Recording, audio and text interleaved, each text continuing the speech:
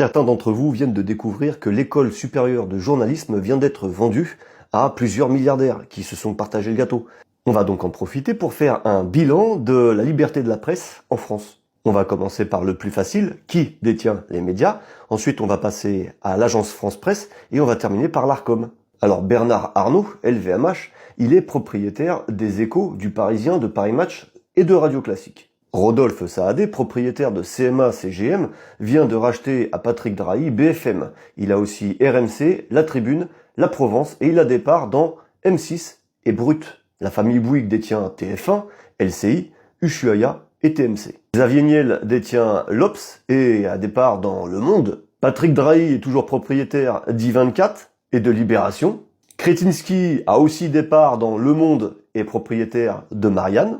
Et enfin, le plus intéressant, Bolloré, propriétaire de Canal+, C8, CNews et Europe 1, mais aussi de 55 maisons d'édition, dont Robert Laffont, Nathan, Bordas, Dallos et j'en passe. Donc tous ces milliardaires se sont associés pour acheter l'école supérieure de journalisme de Paris.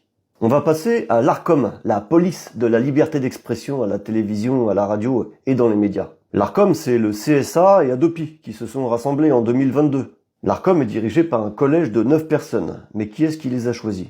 3 personnes, dont le président, sont choisies par Emmanuel Macron. 3 autres personnes sont nommées par Yael Braun-Pivet, un soutien inconditionnel à Macron. Les 3 autres sont désignés par Gérard Larcher, pas vraiment un ennemi de Yael Braun-Pivet. Il entame son 5e mandat à la présidence du Sénat. Clairement, politiquement parlant, l'Arcom n'est pas indépendante du tout. Maintenant, on va parler de l'AFP, l'agence France Presse. Celle qui a le monopole de la vérité en France, et pas que. Tout en haut de la pyramide de l'agence France Presse, on trouve le Conseil supérieur qui compte 9 membres. Un secrétaire d'État, un sénateur, un député, un représentant de France Télévisions et un représentant de LVMH. En dessous de ce Conseil supérieur, on a le Conseil d'administration qui compte 18 personnes, plus le président. 5 directeurs d'entreprises de publication, dont Le Monde de Kretinsky, Le Parisien d'LVMH et Ouest France qui survit grâce aux subventions publiques, 7 millions l'année dernière.